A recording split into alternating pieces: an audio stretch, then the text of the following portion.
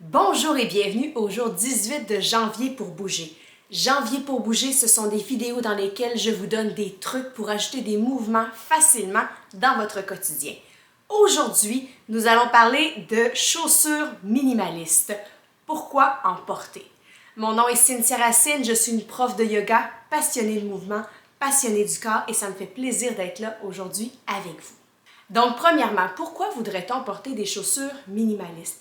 Eh bien, c'est parce que les pieds se retrouvent enfermés, confinés dans des chaussures une bonne partie de la journée. Et il y a certaines propriétés de la chaussure qui empêchent le pied et toutes les articulations, tous les os de bouger de façon optimale au niveau du pied.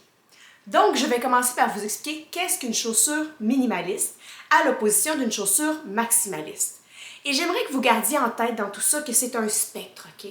Il y a des chaussures qui sont plus maximalistes, il y a des chaussures qui sont plus minimalistes et éventuellement, vous allez trouver votre endroit qui convient pour vous au niveau du minimalisme ou au niveau du maximalisme, OK? C'est pas un ou l'autre. La majorité des chaussures qui sont disponibles dans les grandes surfaces vont avoir un talon qui va être positif.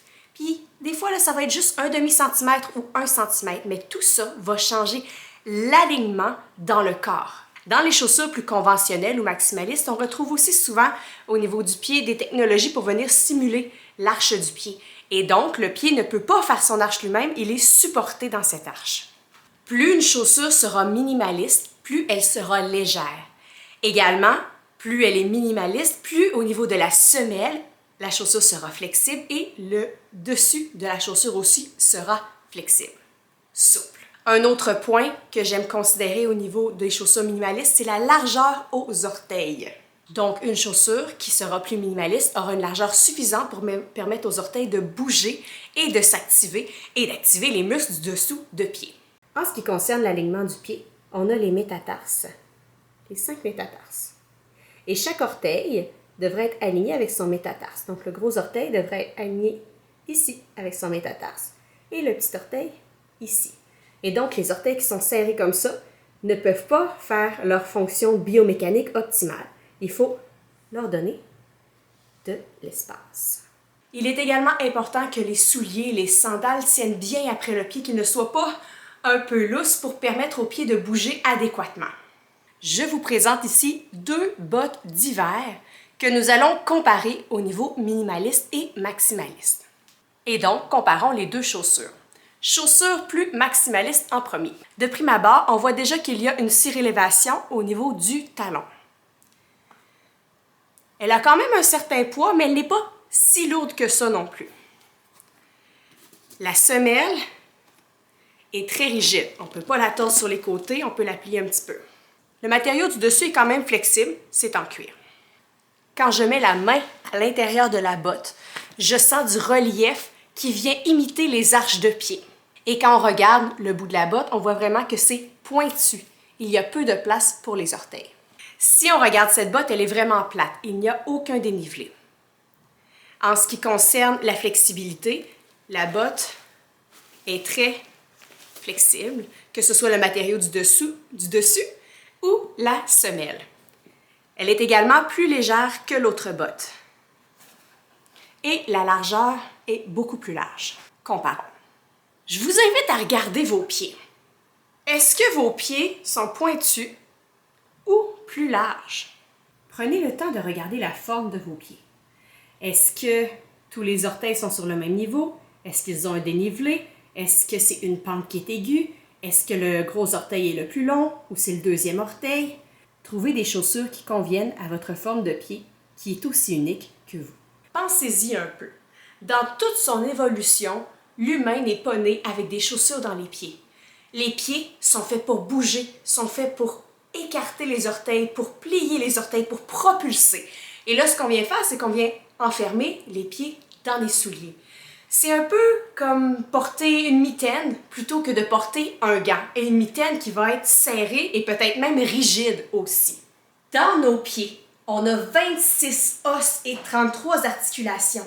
Le pied doit être en mesure de bouger. Les orteils doivent pouvoir s'écarter, plier, s'extensionner. La cheville aussi doit pouvoir bouger.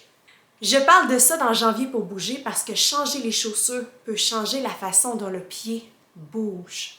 Peut permettre au pied, avec tous ses muscles entre les os, avec toutes ses articulations, de bouger, de faire son travail et que ce ne soit pas la cheville, le genou, la hanche, le dos qui travaillent à sa place. Et donc, choisir une chaussure plus minimaliste que maximaliste va permettre d'avoir plus de mouvement au niveau du pied. Mais pour avoir encore plus de mouvement au niveau du pied, je vous suggère de marcher nu-pied. Pour en savoir plus là-dessus, je vous invite à aller voir la vidéo du jour 7 de Janvier pour bouger.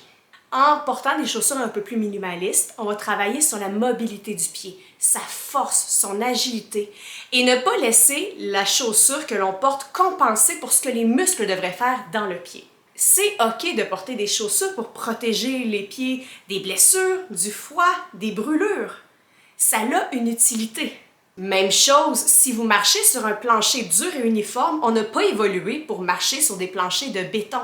Donc, ça se peut qu'on ait envie d'avoir une semelle plus épaisse qui absorbe un peu les chocs dans ces circonstances-là. On est habitué aussi de voir des chaussures que les orteils vont être rapprochés les uns contre les autres et peut-être vont venir faire dévier le gros orteil vers l'intérieur, hallux valgus, ou le petit orteil vers l'intérieur. On peut trouver ça plus joli de voir un soulier au bout pointu. Personnellement, je trouve beaucoup plus sexy d'avoir un pied qui est fonctionnel et fort. Pour aider à redonner de l'espace entre des orteils qui sont trop serrés, en fait, il est censé avoir un certain espace entre chacun des orteils, il existe des exercices qu'on peut faire. Vous pouvez également porter des bas à orteils. Il existe des séparateurs d'orteils et il existe aussi des bas d'alignement.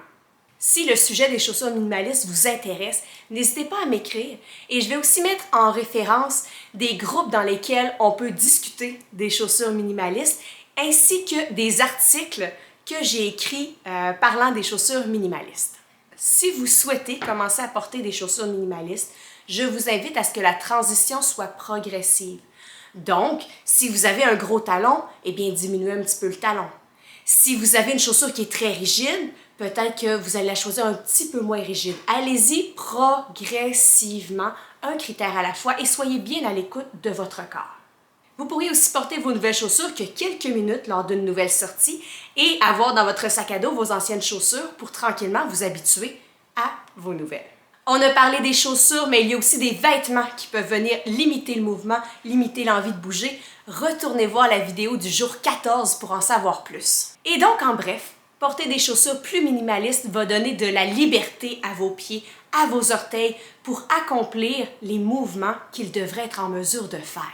Si vous avez apprécié le contenu, aimez ma vidéo et abonnez-vous à Yoga avec Cynthia pour être au courant des prochaines vidéos qui seront publiées. C'était Cynthia Racine de Yoga avec Cynthia, le plaisir d'être en mouvement.